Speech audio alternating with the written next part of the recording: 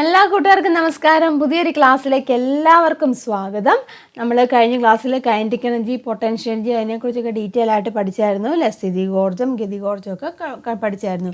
അതിന് മുന്നേ നമ്മൾ വിവിധ തരത്തിലുള്ള ഊർജ്ജങ്ങളെക്കുറിച്ച് കണ്ടായിരുന്നു. അതായത് എന്താണ് chemical energy, mechanical energy, light energy, heat energy അല്ലേ? താപോർജ്ജം, വൈദ്യുതോർജ്ജം, പ്രകാശോർജ്ജം, അങ്ങനെ കുറേ ഊർജ്ജങ്ങളെക്കുറിച്ച് പറഞ്ഞു. അപ്പോൾ ഈ ഊർജ്ജങ്ങളെയൊക്കെ നമുക്ക് ഒരു രൂപത്തിൽ നിന്ന് മറ്റൊരു രൂപത്തിലേക്ക് മാറ്റാൻ സാധിക്കുമോ എന്നാണ് നമ്മൾ നോക്കുന്നത്. അപ്പോൾ നമുക്കറിയാം നമ്മൾ ഡെയിലി ലൈഫിൽ ഇത് ഒരുപാട് കാര്യങ്ങൾ ചെയ്യുന്നുണ്ട്. ഇലക്ട്രിക്കൽ എനർജി ഇല്ലേ? ഇലക്ട്രിക് എനർജി ബൾബിലാവുമ്പോൾ അത് എന്ത് എനർജി ആയിട്ട് മാറുന്നുണ്ട്? ലൈറ്റ് എനർജി ആയിട്ട് മാറുന്നുണ്ട്. ഈ ഇലക്ട്രിക് എനർജി തന്നെ നമ്മുടെ ഇൻഡക്ഷൻ കുക്കറോ അല്ലെങ്കിൽ അയൺ ബോക്സിലൊക്കെ ആവുകയാണെങ്കിൽ എന്തായിട്ട് മാറും? ഹീറ്റ് എനർജി ആയിട്ട് കൺവേർട്ട് ചെയ്യുക ചെയ്യുന്നത് അല്ലേ? അപ്പം ഊർജ്ജം എങ്ങനെയാണ് ട്രാൻസ്ഫർ ചെയ്യുന്നുണ്ട്? ഒരു രൂപത്തിൽ നിന്നും മറ്റൊരു രൂപത്തിലേക്ക് ഊർജ്ജം എന്താണ് ട്രാൻസ്ഫർ ചെയ്യുന്നുണ്ട്. അപ്പോൾ അതിനെയാണ് നമ്മൾ എന്ത് പറയുന്നത്? ഊർജ്ജ പരിവർത്തനം അല്ലെങ്കിൽ എനർജി ട്രാൻസ്ഫോർമേഷൻ എന്ന് പറയുന്നത്. മനസ്സിലായല്ലോ? അപ്പോൾ നമ്മുടെ വീടുകളിൽ ഉപയോഗിക്കുന്ന ഒരുപാട് എക്യുപ്മെൻറ്റ്സ് ഒക്കെ ഉണ്ട്. നോക്കാം. ഇലക്ട്രിക് മോട്ടർ അല്ലേ? ഇലക്ട്രിക് മോട്ടറിൽ എന്താണ്? ഇലക്ട്രിക് എനർജി മെക്കാനിക്കൽ എനർജി ആയിട്ട് മാറുകയല്ലേ ചെയ്യുന്നത്? നമ്മൾ ഇലക്ട്രിസിറ്റി കൊടുക്കുന്നുണ്ട്. അതെന്താണ്? മെക്കാനിക്കൽ വർക്കാണ്. മോട്ടർ മെക്കാനിക്കൽ വർക്കല്ലേ നടത്തുന്നത്. മെഷീൻസ് യാന്ത്രികോർജ്ജമായിട്ട് മാറുക ചെയ്യുന്നത് അവിടെ അല്ലേ? അപ്പോൾ എന്താണ്? നമ്മുടെ ഇലക്ട്രിക് എനർജി മെക്കാനിക്കൽ എനർജി ആയിട്ട് മാറുന്നു. ഇനി പെട്രോൾ കാർ എന്താണ്? കെമിക്കൽ എനർജി കൈനറ്റിക് എനർജി ആയിട്ട് മാറുക ചെയ്യുന്നത്. അതായത് പെട്രോൾ കാറുകൾ രാസോർജ്ജമാണ്, അത് ബേൺ ചെയ്യുവാണ് ചെയ്യുന്നത്. കാർ എങ്ങനെയാണ്? പെട്രോൾ ഒഴിച്ച് കഴിയുമ്പോൾ ബേൺ ചെയ്യണം. ബേൺ ചെയ്തിട്ട് അതെന്തായിട്ട് മാറുന്നുണ്ട്? ഗതികോർജ്ജം അല്ലെങ്കിൽ എന്താണ്? കൈനറ്റിക് എനർജി ആയിട്ട് മാറുകയാണ് ചെയ്യുന്നത്. പിന്നെ ഒരുപാട് ഡിവൈസസുകളൊക്കെ ഉണ്ടെന്ന്. എന്താണ്? ജനറേറ്റർ അല്ലേ? ജനറേറ്റർ അറിയാമല്ലേ? നിങ്ങൾ കണ്ടിട്ടുണ്ടായിരിക്കുമല്ലോ ജനറേറ്റർ എന്ന് പറഞ്ഞിരിക്കുന്നത്. ആ ജനറേറ്ററിലൊക്കെ എന്താണ് സംഭവിക്കുന്നത്? ജനറേറ്ററിലെ മെക്കാനിക്കൽ എനർജിയാണ്. മെക്കാനിക്കൽ എനർജി എന്തായിട്ട് മാറുന്നുണ്ട്? ഇലക്ട്രിക്കൽ എനർജി ആയിട്ട് മാറുകയാണ് ചെയ്യുന്നത്. നമ്മുടെ ഇലക്ട്രിസിറ്റിയൊക്കെ ഉൽപ്പാദിപ്പിക്കുന്നില്ലേ? ജനറേറ്ററുകൾ കറക്കിയാണ് അല്ല ജനറേറ്ററിലേക്ക്. അതാണ് നമുക്കറിയാം നമ്മുടെ ഇവിടുത്തെ മെയിൻ സോഴ്സ് ഓഫ് ഇലക്ട്രിസിറ്റി എന്ന് പറഞ്ഞാൽ വാട്ടറാണ്. വെള്ളം വന്ന് വീഴുമ്പോൾ അവിടെ ടർബൈൻ ഉണ്ട് അല്ലെങ്കിൽ ജനറേറ്റർ അവിടെ വർക്ക് ചെയ്യും. ജനറേറ്റർ വർക്ക് ചെയ്യുമ്പോൾ മെക്കാനിക്കൽ എനർജിയാണ്. ആ മെക്കാനിക്കൽ എനർജി മാറിയിട്ട് എന്തായിട്ട് മാറും? ഇലക്ട്രിക്കൽ എനർജി ആയിട്ട് മാറുകയാണ് ചെയ്യുന്നത്. മനസ്സിലായല്ലേ? ഞാൻ മുമ്പേ പറഞ്ഞു അയൺ ബോക്സിൻ്റെ കേസിൽ അല്ലേ? അയൺ ബോക്സിലൊക്കെ എങ്ങനെയാണ്? അയൺ ബോക്സിൽ നമ്മൾ കൊടുക്കുന്നത് എന്താണ്? ഇലക്ട്രിക്കൽ എനർജിയാണ് കൊടുക്കുന്നത് അല്ലേ? ഇലക്ട്രിക്കൽ എനർജി എന്തായിട്ട് മാറുന്നുണ്ട്? ഹീറ്റ് എനർജി ആയിട്ട് മാറുന്നുണ്ട് അല്ലേ? ഹീറ്റ് എനർജി ആയിട്ട് മാറുന്നുണ്ട്. അതുപോലെ തന്നെ മിക്സിയിലൊക്കെ എങ്ങനെയാണ്? നമ്മൾ വീട്ടിൽ ഉപയോഗിക്കുന്നത് തന്നെ അല്ലേ? മിക്സിയിലൊക്കെ എങ്ങനെയാണ്? മിക്സിയിലൊക്കെ നമ്മൾ ഇലക്ട്രിക്കൽ എനർജിയാണ് കൊടുക്കുന്നത് അല്ലേ? ആ ഇലക്ട്രിക്കൽ എനർജി എന്തായിട്ട് മാറുന്നുണ്ട്? മെക്കാനിക്കൽ എനർജി ആയിട്ട് മാറുന്നുണ്ട്. മനസ്സിലായല്ലോ? അപ്പം ഊർജ്ജം എങ്ങനെയാണ്? ഒരു രൂപത്തിൽ നിന്ന് മറ്റൊരു രൂപത്തിലേക്ക് മാറ്റപ്പെടുന്നുണ്ട്. അപ്പം അതിനെയാണ് നമ്മൾ എന്ത് പറയുന്നത്? ഊർജ്ജ പരിവർത്തനം അല്ലെങ്കിൽ എന്താണ്? എനർജി ട്രാൻസ്ഫോർമേഷൻ എന്ന് പറഞ്ഞിരിക്കുന്നത്. അപ്പം അങ്ങനെയുള്ള ഒരു ഊർജ്ജ പരിവർത്തനത്തിൻ്റെ അല്ലെങ്കിൽ എനർജി ട്രാൻസ്ഫോർമേഷൻ്റെ ഒരു എക്സ്പെരിമെൻ്റ് നിങ്ങളുടെ ടെക്സ്റ്റ് ബുക്കിൽ പറഞ്ഞിട്ടുണ്ട്. നമുക്കത് നോക്കാം. ബലൂൺ ടോയ് കാറാണ് കേട്ടോ. ബലൂൺ ടോയ് കാർ നമ്മൾ കണ്ടിട്ടുണ്ട്. എവിടെയാണ്? നമ്മൾ ലോസ് ഓഫ് മോഷൻ പഠിച്ചപ്പോൾ അല്ലേ? ലോസ് ഓഫ് മോഷൻ പഠിച്ചപ്പോൾ ഇതുപോലെ തന്നെ ഒരു എക്സ്പെരിമെൻ്റ് കണ്ടായിരുന്നു. ബലൂണ് കെട്ടി വെച്ചിട്ട് അതിൻ്റെ എയർ പുറത്തോട്ട് പോകുമ്പോൾ എന്ത് സംഭവിക്കുന്നുണ്ട്? അത് മൂവ് ചെയ്യുന്നത് നമ്മൾ കണ്ടായിരുന്നു അല്ലേ? അതേ എക്സ്പെരിമെൻ്റ് തന്നെയാണ് ഇവിടെ കൊടുത്തിരിക്കുന്നത് കേട്ടോ. എന്താണ്? ഒരു ബലൂൺ ടോയ് കാർ. ഇതൊക്കെ നമുക്ക് തന്നെ ഉണ്ടാക്കാൻ പറ്റുന്നുള്ളത്. ഒരു കുപ്പി നിങ്ങൾ വീട്ടിൽ ചെയ്ത് നോക്കാം. ഒരു കുപ്പി എടുത്ത് വെച്ചാൽ അതിൻ്റെ അടപ്പ് ടയർ പോലെ വെച്ചിട്ട് അതിൻ്റെ മേളിലേക്ക് ഒരു ബലൂൺ വെക്കുക, പിന്നെ ഒരു സ്ട്രോ പോലെ എന്തെങ്കിലും വെക്കുക അതിലേക്ക്. എന്നിട്ട് രണ്ടും കൂടെ ജോയിൻ ചെയ്ത് വെച്ചിരിക്കുകയാണ്, കെട്ടി വെച്ചിരിക്കുകയാണ് ചെയ്തിരിക്കുന്നത് കേട്ടോ. എന്താണ്? How does a balloon get the required energy അല്ലെങ്കിൽ force to move the toy car? ഇതാണ് ഈ ടോയ് കാർ ഉദ്ദേശിക്കുന്നത്. ഈ ബലൂണിന് ഈ കാറിനെ ഇതിനെ നമ്മൾ കാറാക്കി കൺസിഡർ ചെയ്യും. ഈ കാറിനെ മൂവ് ചെയ്യിക്കാനുള്ള എനർജി എവിടെ നിന്നാണ് കിട്ടുന്നത്? നമുക്കറിയാം ഇവിടെ വീർപ്പിച്ച് വെച്ചിരിക്കുകയാണ്. അപ്പോൾ ഈ എയർ പുറത്തോട്ട് പോകുമ്പോൾ എന്ത് സംഭവിക്കുന്നുണ്ട്? റിയാക്ഷൻ ഫോഴ്സ് നമ്മൾ പഠിച്ചാണല്ലേ? റിയാക്ഷൻ ഫോഴ്സ് അതായത് പ്രതിബലത്തിൻ്റെ അല്ലേ? പ്രതിബലം അവിടെ ഉണ്ടാകുന്നുണ്ട്. ആ പ്രതിബലം മൂലം ഇത് മുന്നോട്ട് പോകുന്നു. ടോയ് കാർ മുന്നോട്ട് പോകുന്നു. ഇപ്പം ബലൂണിൽ നിന്ന് എന്താണ്? വായു പുറത്തോട്ട് പോകും ഇല്ലേ? ബലൂണിൽ നിന്ന് വായു പുറത്തോട്ട് പോകുമ്പോൾ എന്ത് സംഭവിക്കുന്നുണ്ട്? അതിൻ്റെ പ്രതിബലത്തിൻ്റെ ഫലമായിട്ട് ഇത് ടോയ് കാർ മുന്നോട്ട് പോകും. ക്ലിയർ ആയല്ലേ? ഇനി what change happens to the rubber of the balloon when it is inflated? Balloon ഊതി വീർപ്പിക്കുമ്പോൾ ബലൂണിൻ്റെ റബ്ബറിന് എന്ത് മാറ്റം സംഭവിക്കും? ബലൂൺ നമ്മൾ ഊതി വീർപ്പിക്കാറുണ്ടല്ലോ. അപ്പോൾ ഊതി വീർപ്പിച്ച് കഴിയുമ്പോൾ അതിൻ്റെ എന്താണ്? റബ്ബറിന് എന്ത് മാറ്റം സംഭവിക്കും? റബ്ബർ സ്ട്രെച്ച് ചെയ്യല്ലോ. നമ്മൾ വീർപ്പിക്കുമ്പോൾ എന്താണ് സംഭവിക്കുന്നത്? റബ്ബർ അവിടെ സ്ട്രെച്ച് ചെയ്യുവാണ്. ബലൂൺ നമുക്കറിയാം ചെറിയൊരു സാധനമാണല്ലോ. അതിന് വീർപ്പിക്കുമ്പോൾ എന്ത് സംഭവിക്കും? അതിൻ്റെ റബ്ബർ ഇങ്ങനെ വലിയും, സ്ട്രെച്ച് ചെയ്തിട്ട് എക്സ്പാൻഡ് ചെയ്യുവാണ് ചെയ്യുന്നത്. അപ്പോൾ അവിടെ എന്താ സംഭവിക്കുന്നത്? അതിൻ്റെ കോൺഫിഗറേഷനല്ലേ മാറ്റം ഉണ്ടാകുന്നത്. മനസ്സിലാവുന്നില്ല പറഞ്ഞത്? ബലൂൺ നമ്മൾ ചെറിയൊരു സാധനമാണ്. അതിനെ നമ്മൾ വീർപ്പിക്കുമ്പോൾ എന്ത് സംഭവിക്കുന്നു? അതിൻ്റെ സ്ട്രക്ചർ അല്ലേ? അല്ലെങ്കിൽ അത് എക്സ്പാൻഡ് ചെയ്യുക ചെയ്യുന്നത് അല്ലേ? സ്ട്രെച്ച് ചെയ്തിട്ട് എക്സ്പാൻഡ് ചെയ്യും. അപ്പോൾ എന്ത് സംഭവിക്കും? അതിൻ്റെ കോൺഫിഗറേഷൻ, അതിൻ്റെ ഘടനയിൽ അവിടെ മാറ്റം സംഭവിക്കുകയാണ് ചെയ്യുന്നത്. ക്ലിയർ ആയല്ലോ? അപ്പോൾ ഇങ്ങനെ മാറ്റം സംഭവിക്കും. ഇവിടെ എനർജി ഇപ്പോൾ ബലൂൺ വീർപ്പിച്ച് കഴിയുമ്പോൾ അതിൻ്റെ ഉള്ളിലുള്ള എനർജി ഏതാണ്? പൊട്ടൻഷ്യൽ എനർജിയാണ്. ബലൂൺ വീർത്തിരിക്കുമ്പോൾ അതിൻ്റെ ഉള്ളിലുള്ള എനർജി ഏതാണ്? Potential energy. അത് റിലീസ് ചെയ്ത് കഴിയുമ്പോൾ ആ പൊട്ടൻഷ്യൽ എനർജി എന്തായിട്ട് മാറുന്നുണ്ട്? കൈനറ്റിക് എനർജി ആയിട്ട് മാറുവാണ് ചെയ്യുന്നത്. മനസ്സിലാവുന്നല്ലോ? ആ കൈനറ്റിക് എനർജി മൂലം അല്ലേ, കൈനറ്റിക് എനർജി അവിടെ പ്രതിപ്രവർത്തനമായിട്ട് മാറുന്നുണ്ട്. അതുമൂലമാണ് ആ ടോയ് കാർ അവിടെ എന്താണ് മൂവ് ചെയ്യുന്നത്. മനസ്സിലായില്ല? അപ്പോൾ ഒരു രൂപത്തിൽ നമ്മൾ എനർജി ഇരിക്കുന്നു. നമ്മൾ കഴിഞ്ഞ ക്ലാസ്സിൽ ഒരു പ്രോബ്ലം കണ്ടായിരുന്നു. ഒരു പൊട്ടൻഷ്യൽ എനർജി ഒരു ഹൈറ്റിൽ ഒരു വസ്തു ഇരിക്കുകയാണ്. ആ പൊട്ടൻഷ്യൽ എനർജി എന്തായിട്ട് മാറുന്നുണ്ട്? സ്ഥിതികോർജ്ജം. അത് മൂവ് ചെയ്യുമ്പോൾ അത് കൈനറ്റിക് എനർജി ആയിട്ട് മാറുന്നുണ്ട്. ഇവിടെ ഇത് തന്നെ, ഈ ബലൂണിൽ സ്റ്റോർ ചെയ്തിരിക്കുന്ന വീർപ്പിച്ച് കഴിയുമ്പോൾ സ്റ്റോർ ചെയ്തിരിക്കുന്ന എനർജിയാണ് പൊട്ടൻഷ്യൽ എനർജിയാണ് അല്ലേ? നമ്മൾ കോൺഫിഗറേഷൻ ചേഞ്ച് വന്നില്ലേ? കോൺഫിഗറേഷൻ ചേഞ്ച് വന്നു. അപ്പോൾ പൊട്ടൻഷ്യൽ എനർജി അത് റിലീസ് ചെയ്ത് കഴിയുമ്പോൾ, ആ എയർ റിലീസ് ചെയ്ത് കഴിയുമ്പോൾ എന്തായിട്ട് മാറും? അത് കൈനറ്റിക് എനർജി ആയിട്ട് മാറുവാണ് ചെയ്യുന്നത്. ക്ലിയർ ആയല്ലോ? അപ്പം എനർജി എങ്ങനെ ട്രാൻസ്ഫർ ചെയ്യുന്നുണ്ട്? നമ്മൾ മുമ്പേ പറഞ്ഞായിരുന്നു. ഇപ്പോൾ കെമിക്കൽ എനർജി ആണെന്നുണ്ടെങ്കിൽ അത് എന്തായിട്ട് മാറുന്നുണ്ട്? ഇലക്ട്രിക് എനർജി ആയിട്ട് മാറുന്നുണ്ട് അല്ലേ? അല്ലെങ്കിൽ കൈനറ്റിക് എനർജി ആയിട്ട് മാറുന്നുണ്ട്. അയൺ ബോക്സിൻ്റെ ഒക്കെ കേസിൽ നമ്മൾ കണ്ടു ഇലക്ട്രിക് എനർജി എന്തായിട്ട് ഹീറ്റ് എനർജി ആയിട്ട് മാറുന്നുണ്ട്. അപ്പോൾ ഓരോ എനർജിയും ഒരു രൂപത്തിൽ നിന്ന് മറ്റൊരു രൂപത്തിലേക്ക് മാറ്റപ്പെടുന്നുണ്ട്. ക്ലിയർ ആയല്ലോ? അപ്പോൾ നമുക്ക് ഇതിൻ്റെ ആൻസർ എന്ത് പറയാം? ഈ ഒരു കേസിലൊക്കെ നമുക്ക് ആൻസർ എങ്ങനെ പറയാം? നോക്കുക. How does a balloon get the required energy അല്ലെങ്കിൽ force to move the toy car? ബലൂണിന് ടോയ് കാറിനെ ചലിപ്പിക്കാൻ ആവശ്യമായിട്ടുള്ള ഊർജ്ജം എവിടെ നിന്നാണ് ലഭിച്ചത്? അത് എസ്കേപ്പിംഗ് എയർ അല്ലേ? ബലൂണിൻ്റെ ഉള്ളിലെ എയർ ഉണ്ടല്ലോ, എസ്കേപ്പ് ചെയ്ത് പോവല്ലേ? Excess and reaction force that pushes the balloon and the attached toy car forward. ശരിയല്ലേ? ബലൂണിൽ നിന്ന് വായു പുറത്തോട്ട് പ്രവേശിച്ചതിൻ്റെ പ്രതിഫലത്തിൽ നിന്നാണ് ആ ടോയ് കാർ മുന്നോട്ട് നീങ്ങുന്നത്. ക്ലിയർ ആയല്ലോ? ഇനി what change happens to the rubber of the balloon when it is inflated? ഞാൻ പറഞ്ഞായിരുന്നു, ബലൂൺ ഊതി വീർപ്പിക്കുമ്പോൾ ബലൂണിൻ്റെ റബ്ബറിന് എന്ത് മാറ്റം സംഭവിക്കും? Rubber of the balloon stretch ചെയ്യും ഇല്ലേ? അതുപോലെ തന്നെ എക്സ്പാൻഡ് ചെയ്യുകയും ചെയ്യും. അതായത് അവിടെ എന്ത് സംഭവിക്കുന്നുണ്ട്? അതിൻ്റെ കോൺഫിഗറേഷൻ അവിടെ ചേഞ്ച് ഉണ്ടാകുന്നുണ്ട്. ബലൂണിലെ റബ്ബർ വലിഞ്ഞ് ബലൂൺ വികസിക്കുകയാണ് ചെയ്യുന്നത്. അപ്പോൾ ബലൂണിൻ്റെ കോൺഫിഗറേഷനിൽ മാറ്റം വരുന്നു. കോൺഫിഗറേഷനിൽ മാറ്റം വരുമ്പോൾ എന്താണ്? അവിടെ പൊട്ടൻഷ്യൽ എനർജി ആയിട്ട് മാറുകയോ ചെയ്യുന്നത് അല്ലേ? പൊട്ടൻഷ്യൽ എനർജി ആയിട്ട് മാറുന്നു. ആ പൊട്ടൻഷ്യൽ എനർജി പിന്നെ എന്തായിട്ട് മാറുന്നുണ്ട്? കൈനറ്റിക് എനർജി ആയിട്ട് മാറുകയാണ് ചെയ്യുന്നത്. മനസ്സിലായല്ലോ? അപ്പം ഊതി വീർപ്പിച്ചിരിക്കുന്ന ബലൂണിൽ ഏത് എനർജിയാണ് അവിടെ ഉള്ളത്? വീർപ്പിച്ച ബലൂണിൽ പ്രധാനമായിട്ടും ഏത് ഊർജ്ജമാണുള്ളത്? Which type of energy is possessed by an inflated balloon? ഏത് എനർജിയാണുള്ളത്? Potential energy. പൊട്ടൻഷ്യൽ എനർജിയാണ് എവിടെയുള്ളത്? ഊതി വീർപ്പിച്ച ബലൂണിൽ. അതായത് സ്ഥിതികോർജ്ജം. ഏതാണ്? സ്ഥിതികോർജ്ജം കേട്ടോ, എഴുതിക്കൊള്ളുക. സ്ഥിതികോർജ്ജമാണ് ഊതി വീർപ്പിച്ച ബലൂണിൽ ഉള്ളത്. ദെൻ പിന്നെന്താണ്? What change in energy occurs when the car moves? Car ചലിക്കുമ്പോൾ ഊർജ്ജത്തിൽ എന്ത് മാറ്റമാണ് ഉണ്ടാകുന്നത്? കാർ ചലിക്കുമ്പോൾ ആ പൊട്ടൻഷ്യൽ എനർജി എന്തായിട്ട് മാറുന്നുണ്ട്? കൈനറ്റിക് എനർജി ആയിട്ട് മാറുന്നു. മനസ്സിലായല്ലേ? അതായത് ടോയ് കാറിൽ ബലൂണിലെ ഇല്ലേ, ബലൂൺ ഉണ്ടല്ലോ, ഈ ബലൂണിൽ എന്താണുള്ളത്? പൊട്ടൻഷ്യൽ എനർജി എന്ന് പറഞ്ഞു ഇല്ലേ? അത് റിലീസ് ചെയ്ത് കഴിയുമ്പോൾ എന്ത് സംഭവിക്കുന്നുണ്ട്? ആ പൊട്ടൻഷ്യൽ എനർജി എന്തായിട്ട് മാറുന്നുണ്ട്? ഗതികോർജ്ജം അല്ലെങ്കിൽ കൈനറ്റിക് എനർജി ആയിട്ട് മാറുകയാണ് ചെയ്യുന്നത്. അപ്പോൾ കാറ് ചലിക്കുമ്പോൾ എന്താണ് അവിടെ സംഭവിക്കുന്നത്? ഊർജ്ജത്തിൽ മാറ്റം സംഭവിക്കുന്നുണ്ട്. പൊട്ടൻഷ്യൽ എനർജി കൈനറ്റിക് എനർജി ആയിട്ട് മാറുന്നു. ഊർജ്ജം ഇവിടെ പൊട്ടൻഷ്യൽ എനർജി എന്തായിട്ട് മാറി? കൈനറ്റിക് എനർജി ആയിട്ട് മാറി. ഊർജ്ജ പരിവർത്തനം അല്ലെങ്കിൽ എനർജി ട്രാൻസ്ഫർമേഷനാണ് ഇവിടെ നടന്നത്. ക്ലിയർ ആയല്ലോ? അപ്പോൾ ഇതിൽ നിന്ന് നമുക്ക് എന്ത് മനസ്സിലാക്കാൻ സാധിക്കും? ഊർജ്ജം ഒരു രൂപത്തിൽ നിന്ന് മറ്റൊരു രൂപത്തിലേക്ക് മാറുകയാണ് ചെയ്യുന്നത്. നമ്മൾ എക്സാമ്പിൾസ് കണ്ടു ഇല്ലേ? അതായത് ഇലക്ട്രിക്കൽ എനർജി ഇല്ലേ? ഇലക്ട്രിക്കൽ എനർജി ഹീറ്റ് എനർജി ആയിട്ട് മാറുന്നുണ്ട് ഇല്ലേ? അതുപോലെ തന്നെ എന്താണ് മറ്റു മാറ്റങ്ങളുണ്ട്. ഇലക്ട്രിക്കൽ എനർജി ലൈറ്റ് എനർജി ആയിട്ട് മാറുന്നുണ്ട് ഇല്ലേ? ലൈറ്റ് എനർജി ആയിട്ട് മാറുന്നുണ്ട്. കെമിക്കൽ എനർജി മെക്കാനിക്കൽ എനർജി ആയിട്ടൊക്കെ മാറുന്നുണ്ട്. കെമിക്കൽ എനർജി മെക്കാനിക്കൽ, നമ്മൾ ഓരോ ഡിവൈസും എടുത്തു കഴിഞ്ഞാൽ പല അല്ലെങ്കിൽ ഓരോ വസ്തുക്കളും എടുത്തു കഴിഞ്ഞാൽ എല്ലാം ഊർജ്ജമാറ്റം സംഭവിക്കുന്നുണ്ട്. ഇവിടെ നമ്മൾ കണ്ടു പൊട്ടൻഷ്യൽ എനർജി കൈനറ്റിക് എനർജി ആയിട്ട് മാറുന്നുണ്ട് അല്ലേ? അപ്പോൾ ഊർജ്ജം ട്രാൻസ്ഫർ ചെയ്യുന്നു, ഒന്നിൽ നിന്നും മറ്റൊന്നിലേക്ക് ട്രാൻസ്ഫർ ചെയ്യുന്നു.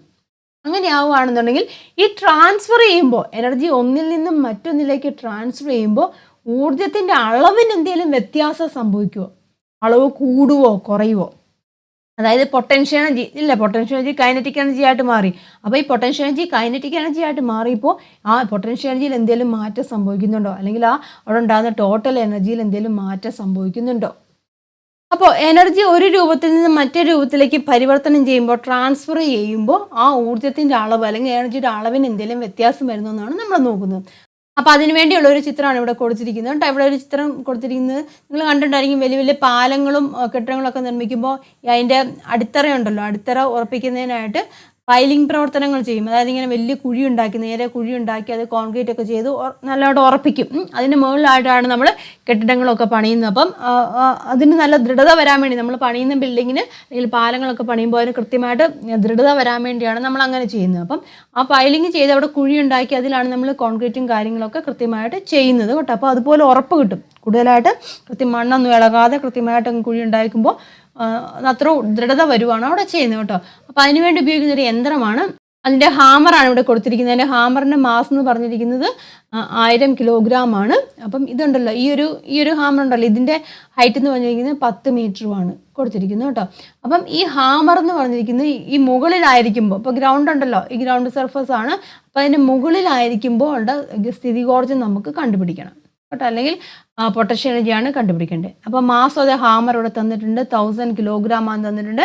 ആക്സിലറേഷൻ ഡ്യൂ ടു ഗ്രാവിറ്റി 9.8 ആണ്. ഹൈറ്റ് ഓഫ് ദ ഹാമർ ഇവിടെ തന്നിട്ടുണ്ട്, 10 മീറ്റർ ആണ് തന്നിട്ടുണ്ട്. അപ്പം പൊട്ടൻഷ്യൽ എനർജി കണ്ടുപിടിക്കാമല്ലോ. അത് ഹാമർ മുകളിലായിട്ടിരിക്കുമ്പോൾ, അതായത് യന്ത്രത്തിൻ്റെ പൈലിംഗ് യന്ത്രത്തിൻ്റെ ഹാമർ മുകളിലായിട്ടിരിക്കുമ്പോൾ അതിൻ്റെ എന്താണ് സ്ഥിതികോർജ്ജം അല്ലെങ്കിൽ പൊട്ടൻഷ്യൽ എനർജി കണ്ടുപിടിക്കണം. അപ്പോൾ നമുക്ക് വാല്യൂസ് സബ്സ്റ്റിറ്റ്യൂട്ട് ചെയ്യാം അല്ലേ. എം എന്ന് പറഞ്ഞിരിക്കുന്നത് എത്രയാണ്? 1000 ആണ് അല്ലേ. എം എന്ന് പറഞ്ഞിരിക്കുന്നത് 1000 ആണ്. ജി എന്ന് പറഞ്ഞിരിക്കുന്നത് 9.8 ആണ്. എച്ച് എന്ന് പറഞ്ഞിരിക്കുന്നത് 10 ആണ് അല്ലേ. അപ്പോൾ എത്ര വരുന്നത്? ആൻസർ വരുന്നത് 98. മനസ്സിലായില്ല? അപ്പോൾ 98,000 ജൂൾ എന്ന് വന്ന് പൊട്ടൻഷ്യൽ എനർജി. അതായത് ഹാമർ മുകളിലായിരിക്കുമ്പോൾ, ഹാമർ താഴ്ന്നിട്ടില്ലല്ലോ, അപ്പം അത് മുകളിലായിരിക്കുമ്പോൾ ആദ്യ സ്ഥാനത്ത് ഇരിക്കുമ്പോൾ അതിൻ്റെ പൊട്ടൻഷ്യൽ എനർജി എന്ന് വെച്ചാൽ 98,000 ജൂൾ എന്ന് കിട്ടി. മനസ്സിലായല്ലോ? ഇനി ഇത് ചലിക്കുന്നില്ല, ആദ്യ സ്ഥാനത്ത് ഇരിക്കുമ്പോൾ അതാണ് ആ പർട്ടിക്കുലർ പൊസിഷൻ ഇരിക്കുക, എന്താണ്, അപ്പോൾ അവിടെ ചലിക്കുന്നൊന്നുമില്ല. അപ്പോൾ അതിൻ്റെ ടോട്ടൽ എനർജി എന്ന് പറഞ്ഞിരിക്കുന്നത് നമുക്ക് എങ്ങനെയാണ്? ടോട്ടൽ എനർജി എന്ന് പറഞ്ഞാൽ പൊട്ടൻഷ്യൽ എനർജിയും കൈനറ്റിക് എനർജിയും കൂടി ചേരുന്നതാണ്. അതായത് സ്ഥിതികോർജ്ജവും ഗതികോർജ്ജം കൂടെ ചേരുന്നതാണ് ടോട്ടൽ എനർജി എന്ന് പറഞ്ഞിരിക്കുന്നത്. അപ്പോൾ പൊട്ടൻഷ്യൽ എനർജി നമുക്കിവിടെ കിട്ടി എത്രയാണ്? 98,000 ജൂൾ എന്ന് കിട്ടി. കൈനറ്റിക് എനർജി അവിടെ ഉണ്ടോ? മൂവ് ചെയ്യുന്നുണ്ടോ? ഇല്ലല്ലോ. അപ്പോൾ കൈനറ്റിക് എനർജി ഇല്ല. അപ്പോൾ നമുക്ക് കൈനറ്റിക് എനർജി 0 എന്ന് എഴുതാം. അപ്പോൾ ടോട്ടൽ എനർജി എത്ര വന്നു? 98,000 ജൂൾ എന്ന് വന്നു. ടോട്ടൽ എനർജി 98,000 ജൂൾ എന്ന് അവിടെ കിട്ടി. മനസ്സിലായല്ലോ? ഇനി ഹാമർ ഈ പൈലിൽ പതിക്കുകയാണ്. പതിക്ക് കഴിയുമ്പോൾ എന്ത് സംഭവിക്കും? ഇവിടുത്തെ പൊട്ടൻഷ്യൽ എനർജി എന്തായിട്ട് മാറുന്നുണ്ട്? കൈനറ്റിക് എനർജി ആയിട്ട് മാറും. ഈ ഹാമർ ഇതിൽ പതിക്കുമ്പോൾ പൊട്ടൻഷ്യൽ എനർജി എന്തായിട്ട് മാറും? കൈനറ്റിക് എനർജി ആയിട്ട് മാറും. അതായത് സ്ഥിതികോർജ്ജം ഗതികോർജ്ജമായിട്ട് മാറും. ഇതിങ്ങനെ പതിച്ചിട്ട് ഈ പൈലിൻ്റെ മുകൾ ഭാഗം ഇങ്ങനെ താഴ്ന്നു പോകും. താഴ്ന്നു പോയിട്ട് ഈ ഗ്രൗണ്ടിൻ്റെ നിരപ്പിലെത്തും. താഴ്ന്നു പോയിട്ട് ഗ്രൗണ്ടിൻ്റെ നിരപ്പിലെത്തും. ആ സമയത്ത്, അതായത് കാര്യം മനസ്സിലായല്ലേ? അതായത് നമ്മൾ ഹാമർ ഇതിലേക്ക് വന്ന് വീഴുവാണ്, വീടിങ്ങനെ താന്നു പോകും. അപ്പോൾ താന്നു പോന്നിട്ട് ഈ എന്താണ്, ഈ പൈലിൻ്റെ മുകൾ ഭാഗം ഈ ഗ്രൗണ്ട് ലെവലിൽ മുകൾ ഭാഗം ഉണ്ടല്ലോ, മുകൾ ഭാഗം ഗ്രൗണ്ട് ലെവലിലേക്ക് വരും. ഗ്രൗണ്ട് ലെവലിൽ എത്തുന്ന സാഹചര്യം വരും. അപ്പോൾ ഇപ്പം എങ്ങനെയാണെന്ന് വെച്ചാൽ ഈ ഹാമർ തറനിരപ്പിലുള്ള പൈലിൻ്റെ മുകളിൽ, തറനിരപ്പിലുള്ള പൈലുണ്ട്, അതിൻ്റെ മുകളിൽ പതിക്കുമ്പോൾ അല്ലെങ്കിൽ മുകളിൽ സ്പർശിക്കുമ്പോൾ എന്താണ്, ഈ ഹാമറിൻ്റെ പ്രവേഗം എങ്ങനെയായിരിക്കും? മാക്സിമം ആയിരിക്കുമല്ലോ. പരമാവധിയായിട്ടുള്ള പ്രവേഗം എന്ന് പറഞ്ഞാൽ പ്രവേഗം മാക്സിമം ആയിരിക്കും. അതുപോലെ സ്പീഡിലല്ലേ വരുന്നത്. അതിനനുസരിച്ച് കൈനറ്റിക് എനർജി അല്ലെങ്കിൽ ഗതികോർജ്ജം എങ്ങനെയായിരിക്കും? മാക്സിമം ആയിരിക്കുമല്ലോ. ഇതിങ്ങനെ നമ്മൾ വന്ന് വീണുകൊണ്ടിരിക്കുക, വീണ് ഈ തറനിരപ്പിലെത്തി. തറനിരപ്പിൻ്റെ ആ ഗ്രൗണ്ടിലെത്തുമ്പോൾ എന്താണ്, അത്രയും വെലോസിറ്റിയിലാണ് അത് വന്ന് വീഴുന്നത്. അതായത് അവിടുത്തെ കൈനറ്റിക് എനർജി എങ്ങനെയായിരിക്കും? കൈനറ്റിക് എനർജി മാക്സിമം ആയിരിക്കും. നമുക്കറിയാം കൈനറ്റിക് എനർജി കണ്ടുപിടിക്കാനുള്ള ഇക്വേഷൻ 12mv² ആണ്. അപ്പം അങ്ങനെ ആവുകയാണെന്നുണ്ടെങ്കിൽ നമുക്ക് അതിൻ്റെ കൈനറ്റിക് എനർജിയും കണ്ടുപിടിക്കാമല്ലോ. അപ്പോൾ കൈനറ്റിക് എനർജി ഇക്വേഷൻ നമുക്കറിയാം 12mv² ആണ്. അപ്പം ഇക്വേഷൻസ് ഓഫ് മോഷൻ നമുക്ക് ഉപയോഗിക്കാം. v² = u² + 2as. അവിടെ u² plus acceleration due to gravity ആയതുകൊണ്ട് 2gh വരും. മനസ്സിലാവുന്നല്ലോ? ഇനി initial velocity of the hammer നമുക്കറിയാം 0 അല്ലേ. 0 ആണ് ഇനീഷ്യൽ വെലോസിറ്റി. ഇല്ലല്ലോ, ആദ്യത്തെ വെലോസിറ്റി മേളിലിരിക്കുന്നത്. അപ്പോൾ ആദ്യത്തെ വെലോസിറ്റി 0 ആണ്. ദെൻ അങ്ങനെ ആവുകയാണെന്നുണ്ടെങ്കിൽ v² വാല്യൂ എങ്ങനെ വരും? v² = u² 0 ആയിട്ട് മാറും. 0 + 2 × ജിയുടെ വാല്യൂ നമുക്ക് എത്രയായിട്ട് എടുക്കാം? 9.8 ആണ്. 9.8 × ഹൈറ്റ് എന്ന് പറഞ്ഞിരിക്കുന്നത് 10 ആണല്ലോ. മനസ്സിലായല്ലോ? അപ്പോൾ വാല്യൂ എത്ര വരും? ഇവിടെ 196 എന്ന് വരും കേട്ടോ. 196 m/s എന്ന് വരും വെലോസിറ്റി. മൾട്ടിപ്ലൈ ചെയ്ത് കഴിയുമ്പോൾ കേട്ടോ 9.8 × 2 × 10 മൾട്ടിപ്ലൈ ചെയ്യുമ്പോൾ 196 m/s എന്ന് വരും. ഇനി നമുക്ക് കൈനറ്റിക് എനർജി കണ്ടുപിടിക്കാമല്ലോ. That is equal to 12 m × m എന്ന് പറഞ്ഞിരിക്കുന്നത് എത്രയാണ്? 1000 അല്ലേ. 1000 അല്ലേ മാസ് ഓഫ് ദ ഹാമർ? 1000 ആണ്. ഇൻറ്റു 196 ചെയ്യാം. ഇവിടെ 2ഉം 196 കൂടെ ക്യാൻസൽ ചെയ്യാം. അപ്പോൾ എത്ര ഒരു ആൻസർ? ഇവിടെ 98. ഇവിടെ 98 എന്ന് വരും അല്ലേ. അപ്പം എല്ലാം കൂടെ മൾട്ടിപ്ലൈ ചെയ്യുക. അപ്പോൾ എത്ര കിട്ടും? 98,000 എന്ന് ഇവിടെ വരും. 98,000 ജൂൾ എന്ന് വന്നു. മനസ്സിലായല്ലോ. ഇനി നമുക്ക് ടോട്ടൽ എനർജി, ഇപ്പം ഗ്രൗണ്ടിലെത്തുന്ന കേസിലുള്ള നമ്മൾ എനർജിയാണ്, കൈനറ്റിക് എനർജിയാണ് കണ്ടുപിടിച്ചത് അല്ലേ. അപ്പം അങ്ങനെയാണെങ്കിൽ ടോട്ടൽ എനർജി കണ്ടുപിടിക്കും. ടോട്ടൽ എനർജി എന്ന് പറയുമ്പോൾ എന്താണ്? Potential energy plus kinetic energy ഉണ്ട്. അപ്പം total energy of the hammer just before it touches the pile at the ground level. Total energy of the hammer just before it touches A pile at the ground level എന്ന് പറയുന്നത്. അതായത് തറനിരപ്പിലുള്ള പൈലുണ്ടല്ലോ, ആ pile തറനിരപ്പിലുള്ള pile ഹാമറിൽ സ്പർശിക്കുന്നതിന് തൊട്ട് മുന്നേ ഉള്ള എന്താണ് എനർജിയാണ് നമ്മളിവിടെ കണ്ടുപിടിക്കുന്നത്. അപ്പോൾ അതെന്ന് പറഞ്ഞിരിക്കുന്നത് potential energy of the hammer just before it touches the pile at the ground level plus kinetic energy of the hammer just before it touches the pile at ground level. Potential energy എത്രയാണ്? Potential energy hammer just before it touches the pile at the ground level എന്ന് പറയുമ്പോൾ എന്താണ്? തറനിരപ്പിൽ സ്പർശിക്കുന്നതിന് തൊട്ട് മുന്നേ തറനിരപ്പിലേക്ക് വന്നു. നമ്മൾ മുമ്പ് ആ ഫിഗർ കണ്ടില്ലേ, ആ ഫിഗർ നോക്കിയാൽ മനസ്സിലാവും. തറനിരപ്പിലേക്ക് വരുന്നതിന് തറനിരപ്പിൽ സ്പർശിക്കുന്നതിന് തൊട്ട് മുന്നേയുള്ള സ്ഥിതികോർജ്ജം അല്ലേ. തറനിരപ്പിൽ സ്പർശിക്കുന്നതിന് തൊട്ട് മുന്നേയുള്ള സ്ഥിതികോർജ്ജം എന്ന് പറഞ്ഞിരിക്കുന്നത് എങ്ങനെയായിരിക്കും? നമ്മൾ പറഞ്ഞായിരുന്നു, നമ്മൾ കഴിഞ്ഞ ക്ലാസ്സുകളിലൊക്കെ പഠിച്ചായിരുന്നു. അതെന്ന് പറഞ്ഞിരിക്കുന്നത് എത്രയാണ്? വാല്യൂ 0 ആണ്. ഇനി അതുപോലെ കൈനറ്റിക് എനർജിയുടെ വാല്യൂ നമുക്ക് ഇവിടെ കിട്ടി 98 അല്ലേ, 98,000 ജൂളിൽ നിന്നും കിട്ടി.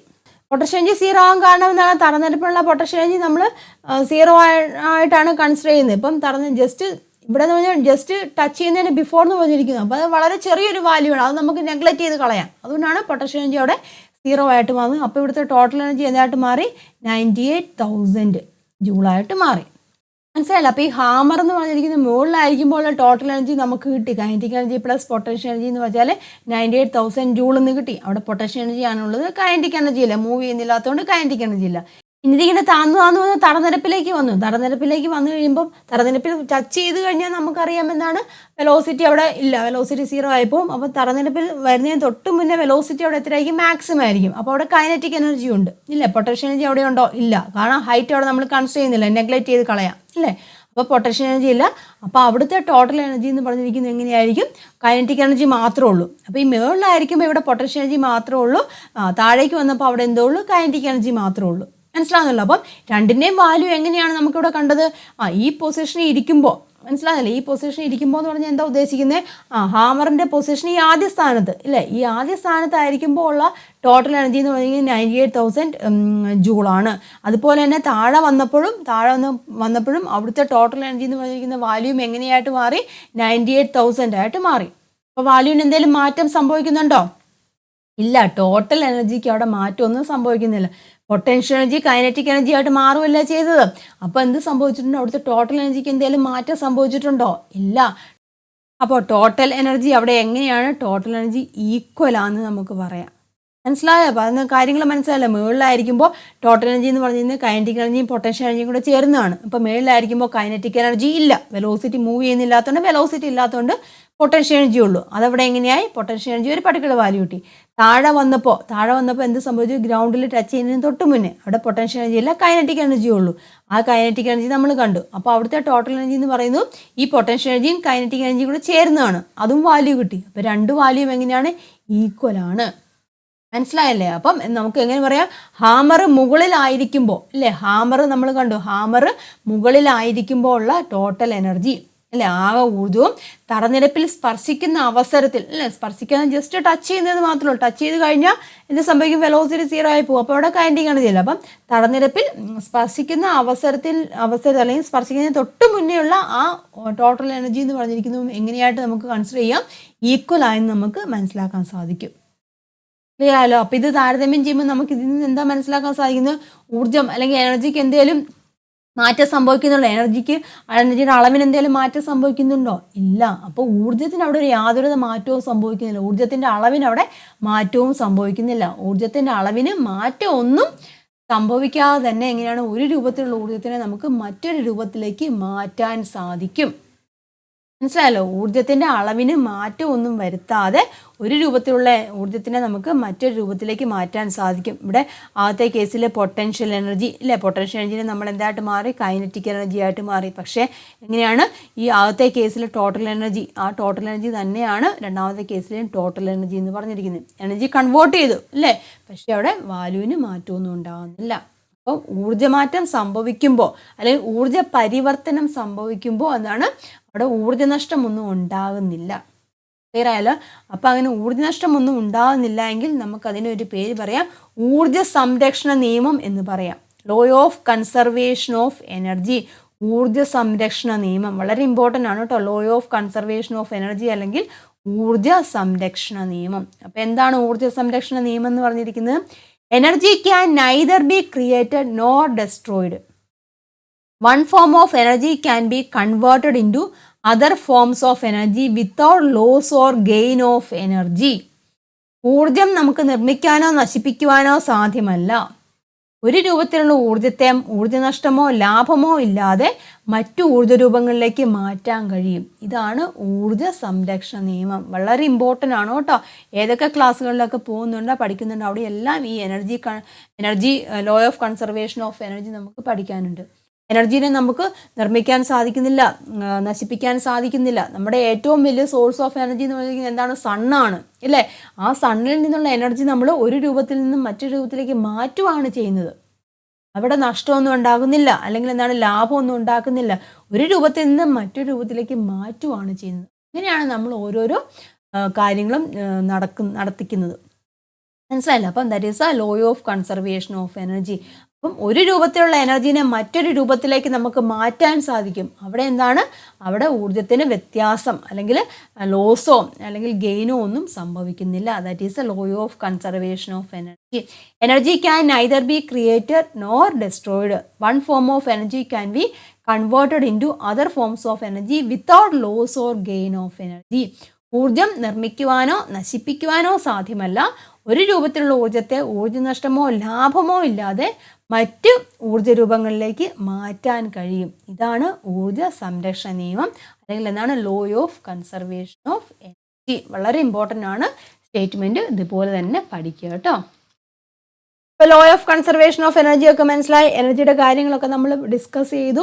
രണ്ട് തരത്തിലുള്ള എനർജി ഉണ്ടെന്ന് പറഞ്ഞു. പൊട്ടൻഷ്യൽ എനർജി, കൈനറ്റിക് എനർജി പറഞ്ഞു. ഒരു രൂപത്തിലുള്ള എനർജീനെ മറ്റു രൂപത്തിലേക്ക് മാറ്റാമെന്ന് നമുക്ക് മനസ്സിലാക്കി, ഇല്ലേ? അപ്പം വർക്ക് നമ്മൾ ഓൾറെഡി പഠിച്ചു കഴിഞ്ഞു, എനർജിയും പഠിച്ചു കഴിഞ്ഞു. അങ്ങനെയെങ്കിൽ what are the similarities between work and energy? ഈ വർക്കും എനർജിയും തമ്മിലുള്ള സിമിലാരിറ്റീസ്, സാമ്യതകൾ എന്തൊക്കെയാണ്?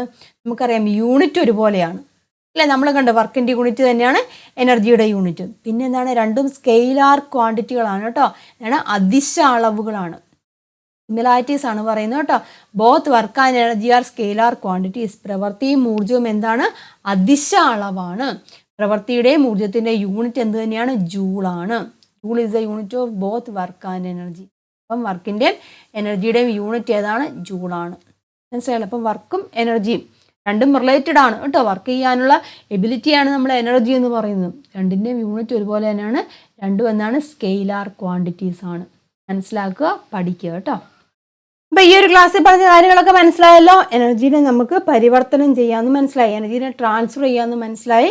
പക്ഷേ അങ്ങനെ ട്രാൻസ്ഫർ ചെയ്യുമ്പോൾ ആ എനർജിയുടെ അളവിന് വ്യത്യാസമൊന്നും സംഭവിക്കുന്നില്ല. അതായത് എനർജീനെ നമുക്ക് നിർമ്മിക്കാനോ നശിപ്പിക്കാനോ സാധിക്കുന്നില്ല. അതിന് ഒരു രൂപത്തിൽ നിന്നും മറ്റൊരു രൂപത്തിലേക്ക് മാറ്റാൻ സാധിക്കും. അതാണ് എന്തെന്ന് പറഞ്ഞിരിക്കുന്നത്? ഊർജ്ജ സംരക്ഷണ നിയമം അല്ലെങ്കിൽ law of conservation of energy. പിന്നെ വർക്കും എനർജിയും തമ്മിലുള്ള സിമിലാരിറ്റീസും നമ്മൾ കണ്ടു കേട്ടോ. പഠിക്കുക, കൃത്യമായി മനസ്സിലാക്കി പഠിക്കുക കേട്ടോ. അപ്പോൾ നമുക്ക് ഇതിൻ്റെ ബാക്കി പോർഷൻ നെക്സ്റ്റ് ക്ലാസ്സിൽ ഡിസ്കസ് ചെയ്യാം. വീഡിയോ ഇഷ്ടമായിട്ടുണ്ടെങ്കിൽ ലൈക്ക് ചെയ്യണം, സബ്സ്ക്രൈബ് ചെയ്യണം, മാക്സിമം ഫ്രണ്ട്സിലേക്കൊക്കെ ഷെയർ ചെയ്യുക കേട്ടോ. താങ്ക്